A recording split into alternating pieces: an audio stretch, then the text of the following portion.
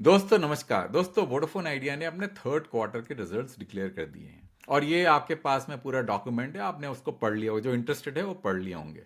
मैं आपको इस वीडियो के द्वारा क्रक्स ऑफ द इशू समझाऊंगा, क्योंकि अगर आप वोडाफोन आइडिया के रिजल्ट्स को ध्यान से देखें, उन्होंने अपना रेवेन्यू इंक्रीज किया है और मजेदार बात यह है कि उनके सब्सक्राइबर लॉसेस बहुत ज्यादा थे, उसके बाद में भी उन्होंने रेवेन्यू को इंक्रीज किया है। अब ये किया कैसे है, इसी को समझना है दोस्तों। पूरा का पूरा वीडियो जो है इसी में फोकस्ड है, ठीक है ना दोस्तों। तो आप एक काम करते हैं दोस्तों, सीधा मैं आपको एक्सेल शीट में लेके जाता हूं। बिना एक्सेल शीट को देखे हुए कुछ समझ में नहीं आता है ना। तो पहला तो जो है हम ये देखते हैं कि वोडाफोन आइडिया ने जो रिपोर्टेड सब्सक्राइबर होते हैं, जो टोटल सब्सक्राइबर जिसके अंदर M2M इंक्लूडेड रहता है, जो कि वो अपना रिपोर्ट करते हैं, वो जून से लेकर दिसंबर का जो ट्रेंड आपके सामने नजर आ रहा है। आप ये देख रहे होंगे कि वोडाफोन आइडिया ने सबसे ज्यादा सब्सक्राइबर लॉस किया है दिसंबर क्वार्टर में। कितना? 3.8 मिलियन। अगर आप देखें उनका सब्सक्राइबर लॉस जरूर हुआ था सितंबर और दिसंबर में, पर ये जो 4 क्वार्टर में सबसे ज्यादा सब्सक्राइबर लॉस उनका दिसंबर 2025 को हुआ है। दिख रहा है आपको सामने दोस्तों? ये देखिए, ये आपका रो है। अब एक चीज और नोट करने वाली बात यह है कि वोडाफोन आइडिया क्या करती है कि अपने M2M के नंबर्स को इंक्लूड करके पोस्ट पेड के नंबर डिक्लेयर करती है, जो यहां पे अब देखिए, पोस्ट पेड इंक्लूडिंग M2M। अब TRI जो है M2M के नंबर सेपरेटली डिक्लेयर करती है, तो TRI के नंबर्स आपके यहाँ पे है। लास्ट जो है दिसंबर के नंबर TRI के नहीं है, तो मैंने एक्स्ट्रापोलेट कर दिया क्योंकि हमको DRI के नवंबर के नंबर मालूम थे।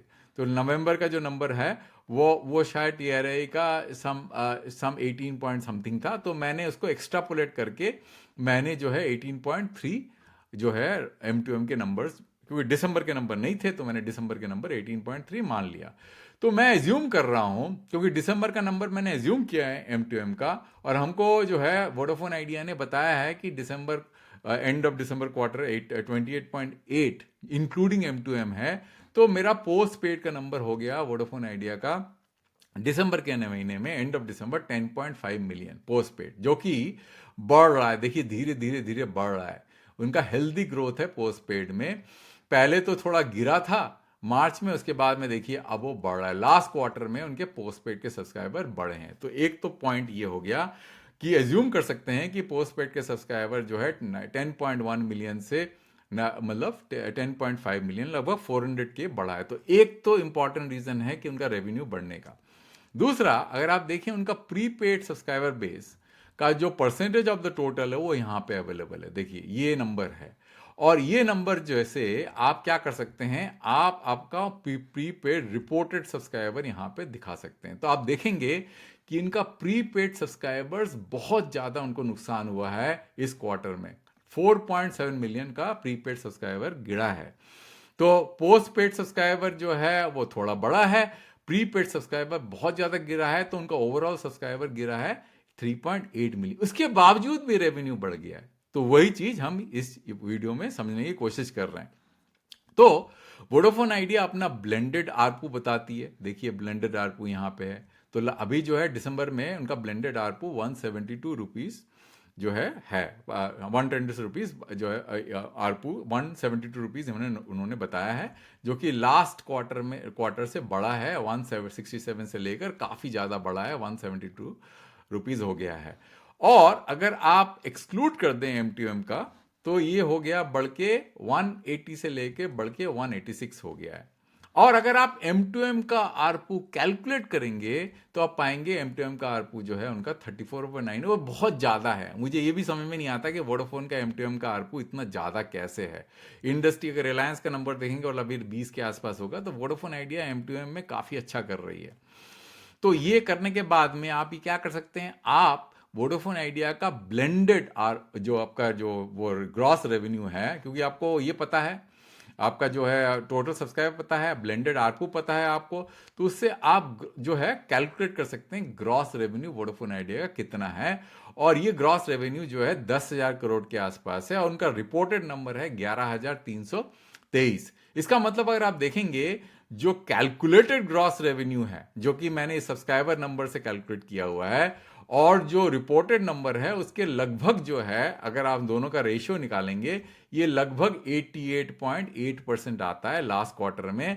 वो थोड़ा फ्लक्चुएट होता रहता है, तो उसका अगर एवरेज निकालेंगे तो ये करीब 88.6% आता है। समझ में आ गया ना? क्योंकि उनका ग्रॉस रेवेन्यू, जो रिपोर्टेड ग्रॉस रेवेन्यू है, वो ज्यादा है कैलकुलेटेड ग्रॉस रेवेन्यू से, क्योंकि कैलकुलेट कर सकता हूं, मेरे पास आरपू है और सब्सक्राइबर नंबर है, तो मैंने कैलकुलेट कर दिया। अब क्योंकि मेरे को ग्रॉस रेवेन्यू से क्योंकि उनका जो रिपोर्टेड ग्रॉस रेवेन्यू और रेशियो दोनों बराबर है, तो मैं मान के चल सकता हूं कि उनका जो, अगर मैं इस नंबर को जो है एक्सप्लेन करूंगा, क्योंकि रेशियो बराबर है, तो ये नंबर ऑटोमेटिकली एक्सप्लेन हो जाएगा, क्योंकि है कि नहीं?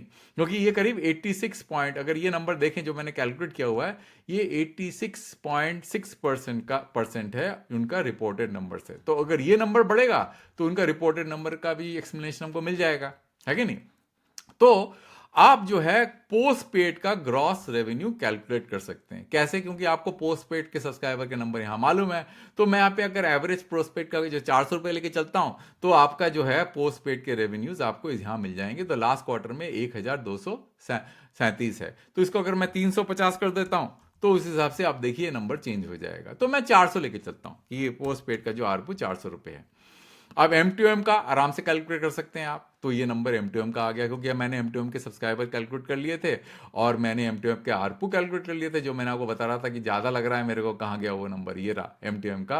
तो उससे मैं M2M के रेवेन्यूज भी कैलकुलेट कर सकता हूं। तो आपको पोस्ट पेड का रेवेन्यू मालूम हो गया, M2M का रेवेन्यू मालूम हो गया, आपका टोटल रेवेन्यू मालूम हो गया, तो आपको पता चल जाएगा प्रीपेड का रेवेन्यू क्या है, जो कि लास्ट क्वार्टर में 8626 है। तो अगर ये पोस्ट पेड का, अगर मैं इसको 380 मानता हूं, तो उस हिसाब से प्रीपेड के नंबर थोड़ा बदल जाएंगे, क्योंकि मुझे एग्जैक्टली पता नहीं उनके पोस्ट पेड का जो एवरेज पोस्ट पेड रेवेन्यू कितना है, तो मैं आरपू कितना है, तो मैं 400 लेके चल रहा हूं, ठीक है ना? तो अब देखिए मजेदार बात, अगर आप देखें यहां पे, तो प्रीपेड के कैलकुलेटेड आरपू जो है वो यहां पे है। देखिए आप सितंबर क्वार्टर में 115.3, उसके बाद दिसंबर में ये 4.5% बढ़ के 120.4 हो गया था। उसके बाद में मार्च में 1.3% बढ़ा प्रीपेड आरपू, उसके बाद में जून में 1.3% बढ़ा, फिर उसके बाद सितंबर में 1.5, इस बार 3.3% बढ़ा है। अब यहां पे तो बढ़ना जो है वाजिब था, क्योंकि टैरिफ हाइक हुआ था। अगर आप सितंबर का देखें और दिसंबर का देखें, तो ये तो बढ़ना वाजिब था, उसके बाद वो स्टेबल हो गया।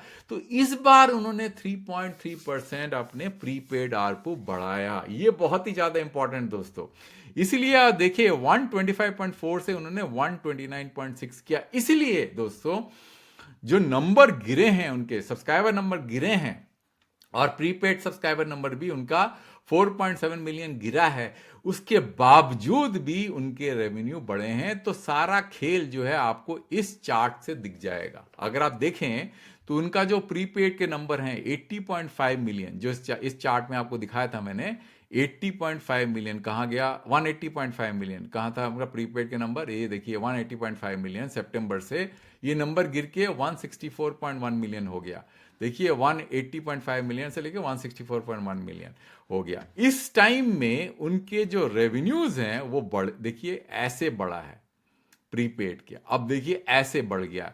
मार्च 2025 से उनके रेवेन्यू प्रीपेड के बढ़ रहे हैं, और ये बढ़ के 86226 हो गया, जो कि लास्ट के नंबर से 8527.9 से 8626 करोड़ हो गया है। तो ये पूरा का पूरा खेल है यहां पे। तो उन्होंने अपने प्रीपेड के जो प्रीपेड का जो आरपू है वो 125.4 से 129.6 बढ़ाया है, जो कि जो अगर आप देखें जो टैरिफ हाइक के बाद में सबसे ज्यादा जंप है दिसंबर क्वार्टर में। तो सारा का सारा जो खेल है जो मैं आपको बता रहा था वो इसी नंबर पे बेस्ड है। ये इन्होंने कैसे बढ़ाया, क्योंकि टैरिफ हाइक तो हुआ नहीं, तो उन्होंने कुछ तो किया है। क्योंकि एक और चीज आपको मैं बताऊं दोस्तों, कि उनके VLR सब्सक्राइबर्स जो है इतने कम नहीं हुए हैं। ये नहीं कह सकते कि उन्होंने इनएक्टिव सब्सक्राइबर्स घटा दिए तो उस कारण से उनका आरपू बढ़ गया। उनका ऑर्गेनिकली आरपू बढ़ा है, कुछ तो उन्होंने किया है। फ्रॉम 125.4 से लेकर 129.6 आरपू बढ़ना, तो आप देखिए इस रो को आप ध्यान से देखिए, क्योंकि ये बहुत ही इंपॉर्टेंट रो है दोस्तों। ये शीट आप एक्चुअली उसका पूरा का पूरा स्क्रीनशॉट लेके पढ़िएगा ढंग ढंग से, क्योंकि देखिए ये ही सारा खेल है, क्योंकि इसी को, क्योंकि यही सबसे ज्यादा कंट्रीब्यूटिंग फैक्टर है आरपू का। जो टोटल आरपू है उनका, जो कैलकुलेटेड है 10,052 करोड़ का, उसमें से 8626 करोड़ का प्रीपेड का आरपू है दोस्तों। और ये प्रीपेड का आरपू बढ़ा है उनका, है ना, क्योंकि ज्यादा तो नहीं बढ़ा, मतलब मेजर, पर इनका घटा नहीं है, क्योंकि उनके प्रीपेड सब्सक्राइबर नंबर्स कम होने के बावजूद भी उन्होंने अपने प्रीपेड सब्सक्राइबर्स के आरपू बढ़ाए हैं। और एक रीजन है इनके प्रॉफिट जो है बढ़ने का, अगर आप देखें उन्होंने अपने ऑपरेशनल कॉस्ट जो है बिल्कुल काट दिया है। अगर आप देखें उनके जो ओपेक्स जो है, यहां देखिए ओपेक्स, ओपेक्स इस बार जो है उनका मतलब -26, मतलब वर्चुअली फ्लैट है ओपेक्स। तो उन्होंने अपने ऑपेक्स कम किया है, रेवेन्यू बढ़ा है, तो प्रॉफिट तो बढ़ना ही था। इसीलिए मेन रीजन उनका यही है प्रॉफिट बढ़ने का, कि उनके रेवेन्यू तो बढ़े हैं सब्सक्राइबर कम होने के बावजूद भी, ऑपेक्स कम हुए हैं, उनके जो है एबिटा जो है वो बढ़ा है। ठीक है, देखिए एबिटा बढ़ा है 13, ये मिलियन रुपीस में, मतलब 131 करोड़ एबिटा बढ़ा है उनका। एबिटा मार्जिन ही बढ़ गया है, 42.5 हो गया है। और बाकी सारे चीजें जो है ज्यादा इंपॉर्टेंट नहीं है, क्योंकि वो तो डेप्रिसिएशन वगैरह छोड़ दीजिए। पर मेन जो है आपको समझ में आया होगा दोस्तों, कि ये है आपका मेन रीजन, कि उन्होंने प्रीपेड आरपू जो है उनका टैरिफ हाइक के बाद में सबसे ज्यादा 3.3% बढ़ा है। तो यही है दोस्तों, एंड तक वीडियो देखने के लिए। बाकी सब चीजें तो आपने पढ़ लिया होगा, मेरे को ज्यादा बताने की जरूरत नहीं है, टाइम बर्बाद करूंगा मैं आपका। पर मैंने सोचा जो इनसाइट है वो मैं आपको बता दूं। ये पूरा का पूरा जो एक्सेल शीट है उसका आप जो है स्क्रीनशॉट ले लीजिए, और आप खुद भी इसको स्टडी करिएगा। धन्यवाद दोस्तों अंत तक वीडियो देखने का। मैं एक वीडियो दूसरे टॉपिक में जल्दी लेके आऊंगा।